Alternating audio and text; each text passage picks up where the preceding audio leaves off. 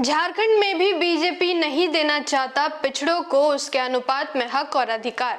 मुख्यमंत्री हेमंत सोरेन सरकार द्वारा भेजे गए आरक्षण बढ़ाने के विधेयक को बीजेपी आरएसएस के राज्यपाल ने वापस लौटाया। मैं आकृति कुमारी और आप देख रहे हैं एमबीएन न्यूज नेटवर्क।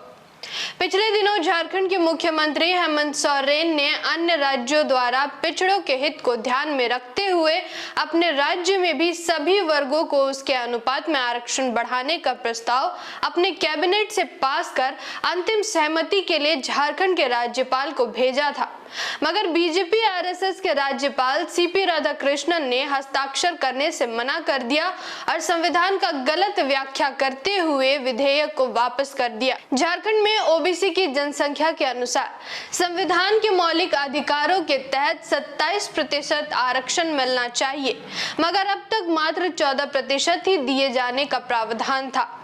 हेमंत सरकार द्वारा सामाजिक आंदोलन के दबाव और पिछड़ों के हित को ध्यान में रखकर विधानसभा में आरक्षण बढ़ाने का प्रस्ताव पारित करते हुए इसे राज्यपाल को भेजा था।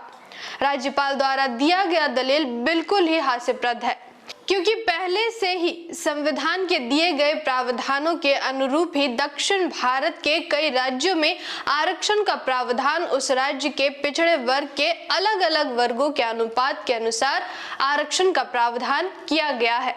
फिर इस तर्ज में झारखंड में भी किया जा सकता था।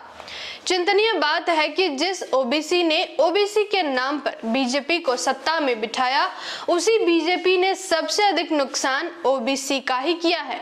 इस देश में लगभग 8 वर्षों से बीजेपी सरकार है, मगर ओबीसी के हित में ना तो कोई नीति इस सरकार ने लाई और ना ही कोई प्रयास किया।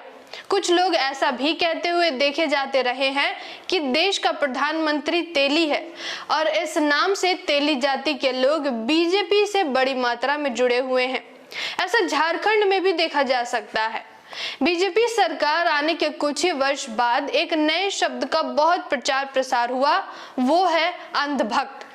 आज के ओबीसी वर्ग का हालत लगभग अंधभक्त जैसा ही है। इसको धर्म की रखवाली का झंडा बीजेपी ने थमाकर देश के ब्राह्मण बनिया वर्ग को देश की संपत्ति का 70% हिस्सा हस्तगत करा दिया।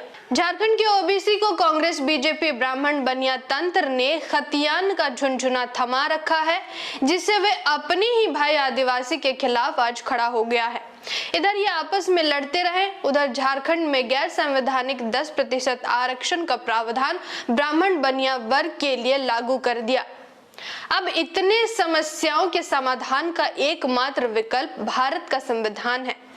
ऐसी आशा करते हैं कि सामाजिक आंदोलन में समर्पित कार्यकर्ताओं के मेहनत से जल्द ही संविधान देश में पूर्णतः लागू करवाया जाएगा, या फिर वो पार्टी सत्ता में जनता द्वारा चुनकर भेजी जाएगी जो संविधान के सम्मान, सुरक्षा और संवर्धन के लिए प्रतिबद्ध हो, और वो पार्टी संविधान को आरक्षण लागू करेगी।